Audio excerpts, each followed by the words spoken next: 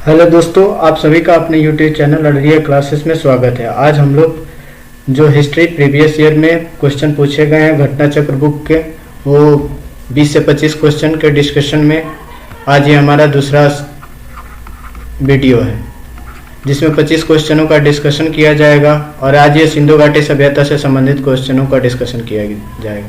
तो इसमें पहला क्वेश्चन है हमारा, मानव समाज जो है विलक्षण है या मुक्त्या आधारित है अर्थव्यवस्था पे। अर्थव्यवस्था पे आधारित है, इसलिए मानव समाज जो है विलक्षण है। ये जो संस्कृति, धर्म, विज्ञान है, ये अर्थव्यवस्था के उत्पादन पे आश्रित हैं। तो अगर अर्थव्यवस्था के उत्पादन में कोई परिवर्तन होता है तो अब संस्कृति, धर्म और विज्ञान में परिवर्तन होगा। अब इसके जो आंसर में डिस्क्रिप्शन लिखा है उसके तरफ चलते हैं, पढ़ते हैं कि इसमें क्या लिखा है आंसर में। तो इसके आंसर में यही लिखा है, देखिए, मानव समाज विलक्षण या विशिष्ट होता है क्योंकि यह मुक्त्या अर्थव्यवस्था पर आश्रित होता है। अर्थव्यवस्था में जैसे जैसे परिवर्तन होता है वैसे वैसे समाज परिवर्तित होता जाता है। जैसे खाद्य संग्रह, कृषि उत्पादन, उद्योग आदि। अर्थव्यवस्था में जैसे जैसे परिवर्तन होता गया, सामाजिक व्यवस्था उसी अनुरूप बदलती गई। संस्कृति, धर्म, विज्ञान और अर्थव्यवस्था के उत्पादन के साधनों में परिवर्तन के अनुसार ही परिवर्तित होते हैं। अब इसमें नेक्स्ट क्वेश्चन है हमारा, हड़प्पा निम्नलिखित में से किस सभ्यता से संबंधित है? तो हड़प्पा संबंधित है हमारे सिंधु घाटी सभ्यता से। अब इसके आंसर डिस्क्रिप्शन में क्या दिया है देख लेते हैं। हड़प्पा नामक पुरास्थल सिंधु घाटी सभ्यता से संबंधित है। इस सभ्यता का प्रथम पुरातात्विक प्रमाण हड़प्पा से प्राप्त होने के कारण सैंध सभ्यता को हड़प्पा सभ्यता के नाम से जाना जाता है। देखिए, इसमें लिखा है पुरातात्विक प्रमाण हड़प्पा से प्राप्त होने के कारण सैंध सभ्यता को क्या कहता है? हड़प्पा सभ्यता। और सैंध सभ्यता क्यों कहता है? क्योंकि यह सिंधु नदी, सिंधु घाटी के किनारे मिला है। फिर उसी तरह कालानुक्रम की दृष्टि से सभ्यता जो है मिस्र और मेसोपोटामिया के प्राचीन सभ्यताओं के समकालीन थी।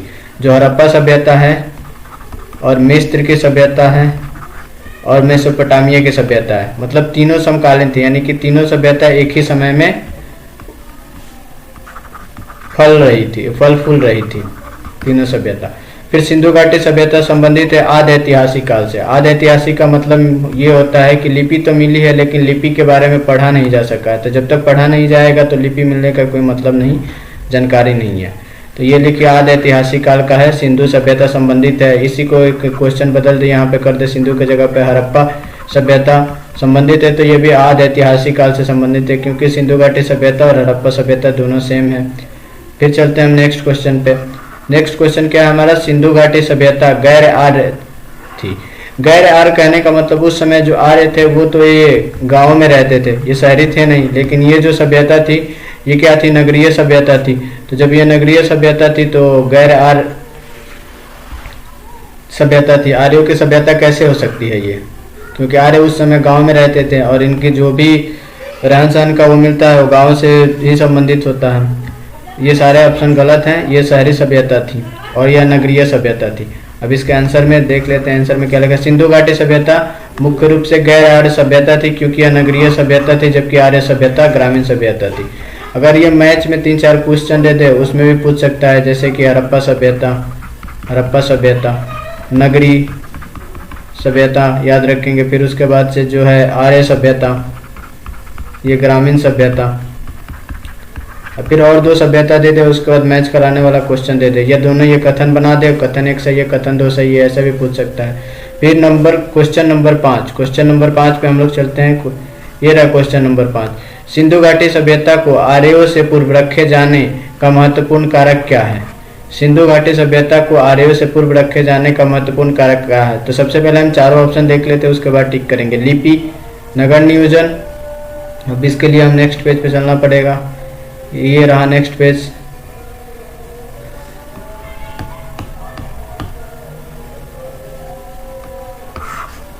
दो था लिपि और एक नगर था, और तीसरा है तांबा, चौथा मृदभांड।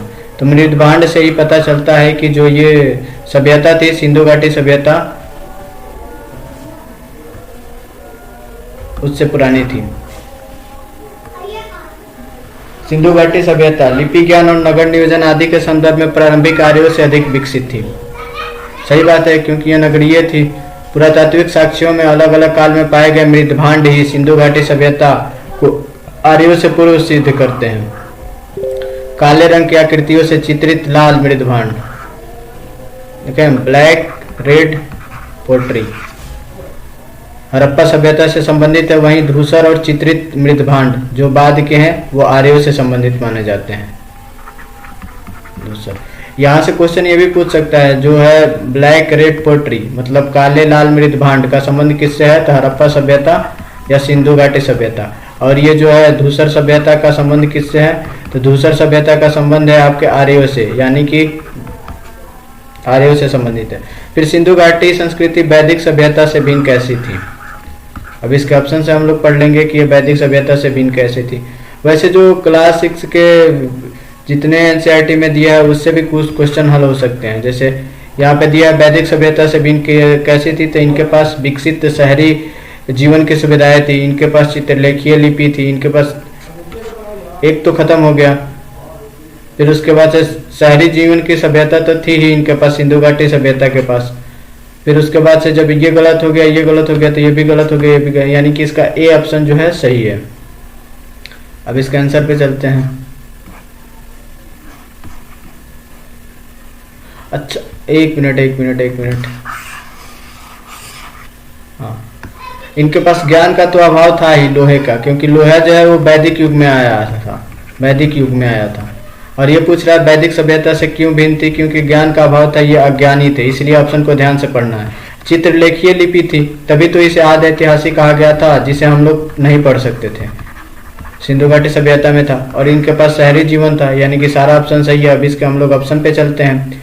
अब इसके ऑप्शन को देख लेते हैं, आंसर को देख लेते हैं कि आंसर में कैसे डिस्क्राइब किया। सिंधु घाटी संस्कृति जो है वैदिक सभ्यता से अनेक बातों से भिन्न थी। सिंधु घाटी सभ्यता नगरीय थी, नंबर 1। वैदिक सभ्यता ग्रामीण थी, आर्यों वाली। वैदिक सभ्यता लिख दे या यहाँ पे आर्य लिख दे। फिर सिंधु घाटी सभ्यता के लिए भी भाव चित्रात्मक थी, मतलब केवल देखा जा सका है, पढ़ा नहीं जा सका है। वैदिक सभ्यता के लोग को लोहे और शस्त्रों का ज्ञान हो चुका था, जबकि सिंधु घाटी सभ्यता को लोहे का ज्ञान नहीं था। फिर नेक्स्ट क्वेश्चन पे चलते, ये रहा हमारा नेक्स्ट क्वेश्चन। हड़प्पा संस्कृति के जानकारी का प्रमुख स्रोत क्या था। हड़प्पा संस्कृति के जानकारी का प्रमुख स्रोत है पुरातात्विक खुदाई। अब इसका आंसर डिस्क्रिप्शन को एक बार रीड कर लेते हैं। हड़प्पा सभ्यता की लिपि का वाचन अभी नहीं हो सका है, अतः सभ्यता से संबंधित अनेक पुरास्थलों से प्राप्त पुरावे से ही हड़प्पा संस्कृति के विशिष्ट तत्वों पर प्रकाश डालते हैं। ये सेम देखो, लिपि का वाचन नहीं हो सका है। आदि ऐतिहासिक का मतलब वही होता है कि ये आदि ऐतिहासिक काल में सिंधु घाटी सभ्यता या हड़प्पा सभ्यता को रखा गया है। आदि ऐतिहासिक काल में सिंधु घाटी सभ्यता और इसको रखा गया है, जिसका मतलब ये होता है कि लिपि तो मिला है और लिपि को वाचन नहीं किया जा सका, नहीं मतलब पढ़ा नहीं गया है। और ये लिपि कैसा मिला है, भाव चित्रात्मक या चित्रात्मक मिला है। फिर हम नेक्स्ट क्वेश्चन पे चलते हैं। ये रहा हमारा 8वां नंबर का क्वेश्चन। निम्नलिखित में से कौन सा सिंधु घाटी सभ्यता पर प्रकाश डालता है। तो पुरातत्व संबंधी खुदाई, धार्मिक ग्रंथ नहीं, शिलालेख नहीं, बर्तनों पे मुहर नहीं, उपयुक्त सेम। फिर उसके बाद से नेक्स्ट क्वेश्चन पे चलते हैं। सिंधु घाटी सभ्यता के निवासियों को जानने का मूल स्रोत क्या है। तो सिंधु घाटी सभ्यता के निवासियों को जानने का मूल स्रोत है मोहरे। अब चलते हैं नेक्स्ट पेज पे।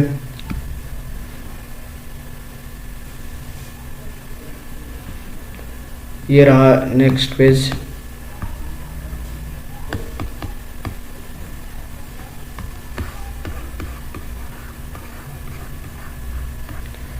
इसमें से ये वाला पॉइंट अब याद रखेगा। हड़प्पा का खोज किसने किया था, दयाराम साहनी ने। कौशाम्बी का खोज किसने किया था, मजुमदार ने। ये तो याद ही रखना है इसमें। फिर उसके बाद से ये दोनों इतना इंपॉर्टेंट नहीं है, लेकिन फिर भी हम याद रखेंगे एग्जाम के दृष्टि से, ताकि कोई दूसरे एग्जाम पे पूछ दे। तक्षशिला इसमें इंपॉर्टेंट हो गया, तो तक्षशिला को याद रखे, जॉन मार्शल। हड़प्पा याद रखना है, दयाराम साहनी, तक्षशिला जॉन मार्शल, और कौशाम्बी को MC मजुमदार। फिर इसके नेक्स्ट क्वेश्चन को देखते हैं। तो नेक्स्ट क्वेश्चन ये याद करने वाला टॉपिक है, हम लोग इसे याद कर लेंगे।